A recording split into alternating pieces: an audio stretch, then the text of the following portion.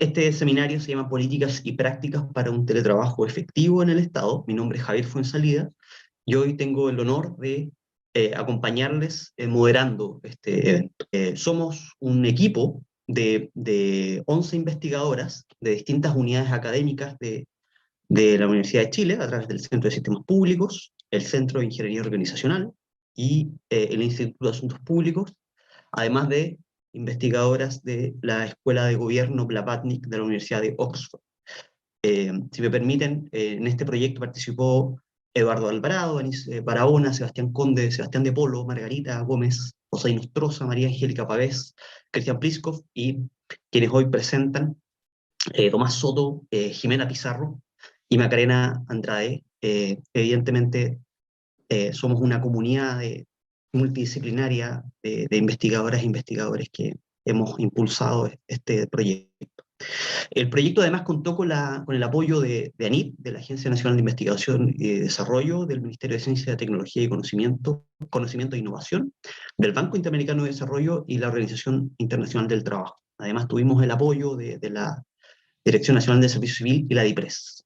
Y ahora vamos a presentar el Manual de Teletrabajo para Organizaciones Públicas. Cabe destacar que estas publicaciones ya están disponibles para que ustedes las puedan descargar, y además se les va a enviar a ustedes, a los correos con los cuales se inscribieron para esta actividad, el manual y además la nota técnica con orientaciones de política pública para el teletrabajo, el desarrollo del teletrabajo en el Estado de Chile. Tomás, vamos a continuar con tu presentación. Tomás es investigador asociado del Centro de Sistemas Públicos de Ingeniería Industrial de la Universidad de Chile. También es magíster en Gestión y Políticas Públicas.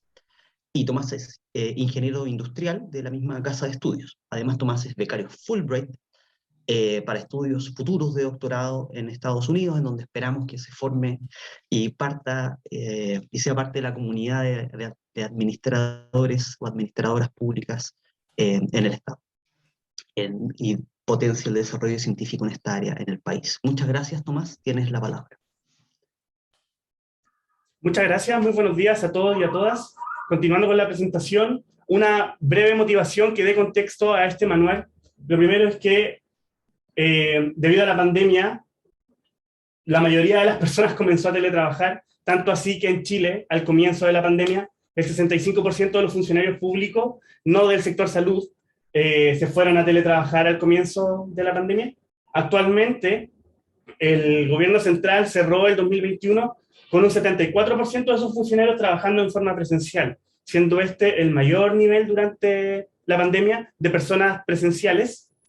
Y desde luego que la mayoría de las personas y las organizaciones no tenían una preparación adecuada, salvo en algunos países que nos servían de ejemplo para el levantamiento de algunos casos pilotos que se encuentran aquí hoy día para la exposición del panel, como el INAPI, la SUCESO, el INE. Y el teletrabajo, aunque en formatos distintos, va a continuar de alguna manera, y por eso nosotros vemos que era relevante la construcción de este manual. Por cierto, este manual está disponible en la página de Sistemas Públicos. En la sección de publicaciones ustedes pueden encontrar el manual, pueden encontrar la nota técnica que presentó Jimena, y también pueden encontrar otros documentos de estudios de teletrabajo que hemos realizado en el sector público. Así que la invitación desde ya está hecha, que puedan revisar la página web, va a estar saliendo constantemente en las slides, pero también desde luego se las vamos a compartir. Este manual, lo primero es sobre la base de variadas experiencias de teletrabajo con y sin regímenes de trabajo remoto previo. Es decir, estuvimos con instituciones públicas que habían implementado un programa formal de teletrabajo antes de la pandemia, y con algunas que no, y que nos permitieron de alguna manera poder entender cómo las instituciones se adaptaban, diseñaban e implementaban el teletrabajo.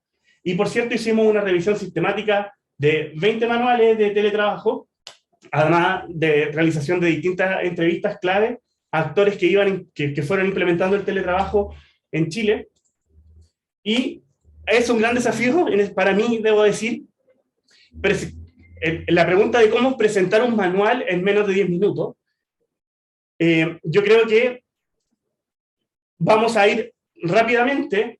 Les presento el índice bien resumido de alguna manera para que ustedes entiendan qué se van a encontrar al momento en el que descarguen este documento, No me voy a detener en el detalle, pero sí en los nombres de los capítulos. Lo primero es conceptos y principios básicos del teletrabajo, una base común para que todos podamos hablar en el mismo idioma.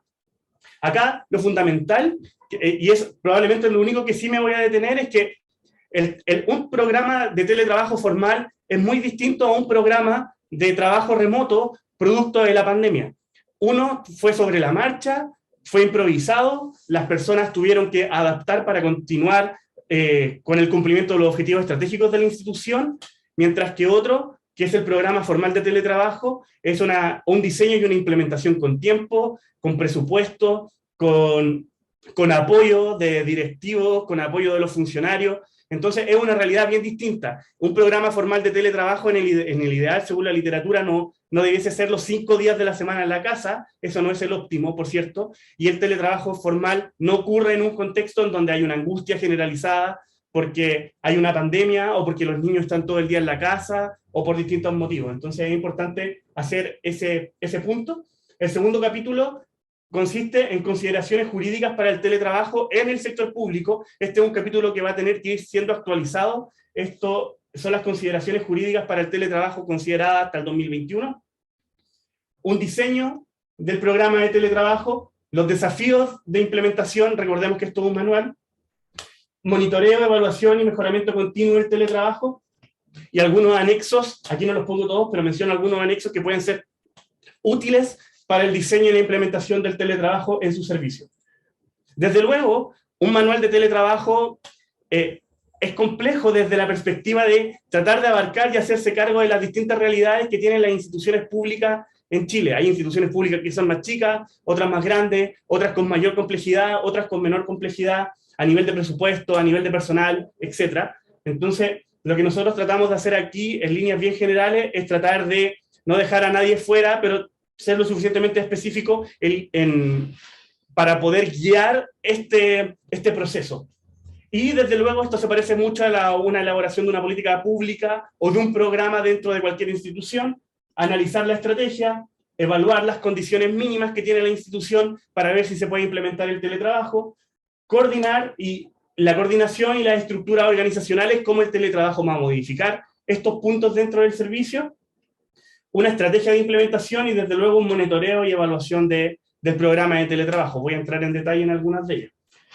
Lo primero es preguntarnos qué es lo que quisiéramos lograr con el teletrabajo y hay alguna experiencia bien enriquecedora del caso chileno, como Suceso, INAPI, el INE, que nos acompañan hoy día, por cierto, nos cuentan la importancia de definir algunos principios.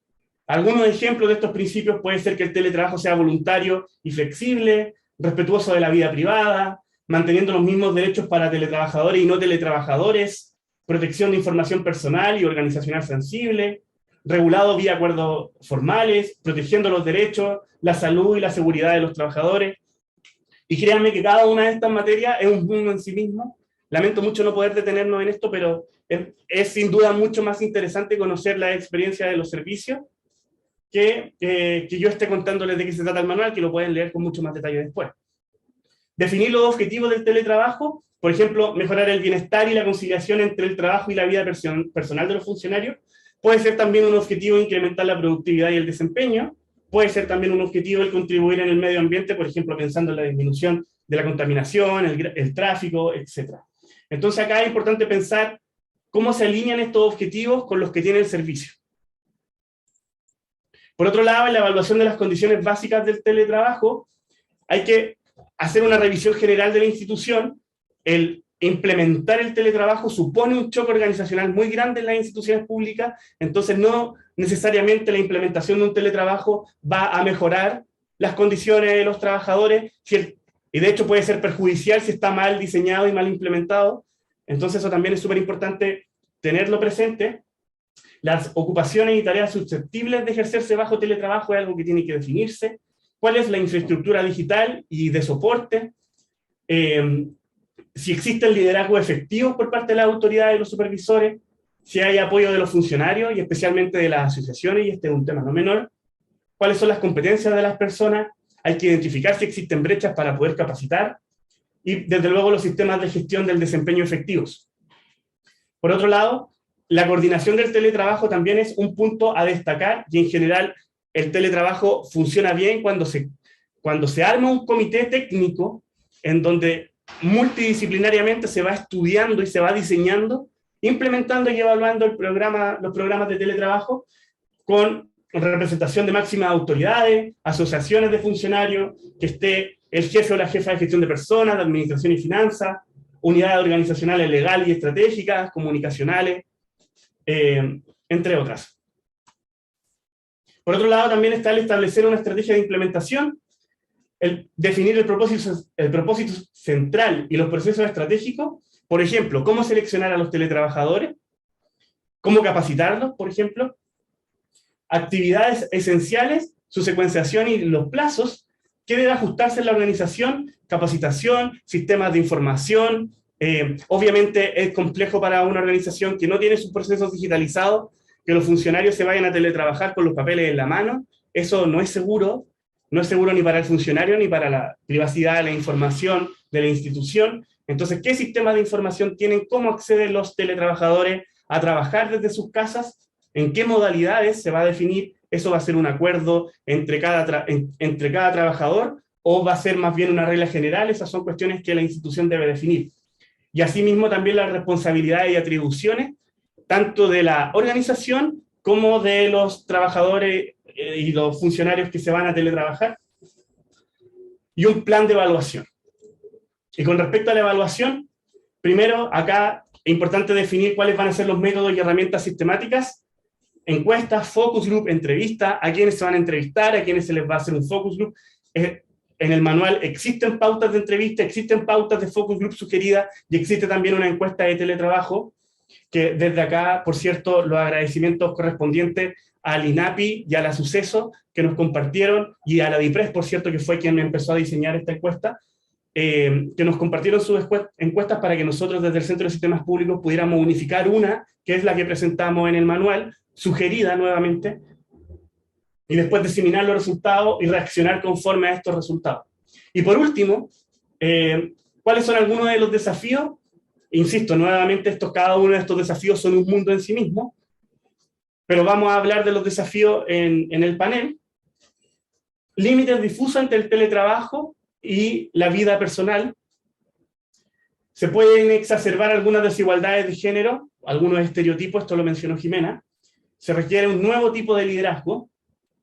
La transformación radical de las dinámicas de coordinación y comunicación. El teletrabajo es un cambio de paradigma en las instituciones públicas, incluso, me atrevería a decir, en muchas de las privadas, en cuanto a cómo entendemos la supervisión y la coordinación con supervisores o jefaturas directas, y los riesgos potenciales que producen el desempeño, en la productividad, pero por cierto también en la salud y en la salud mental, y los riesgos para los teletrabajadores, entendiendo esto de la sobrecarga laboral, el aislamiento laboral, la carga física, entre otros efectos.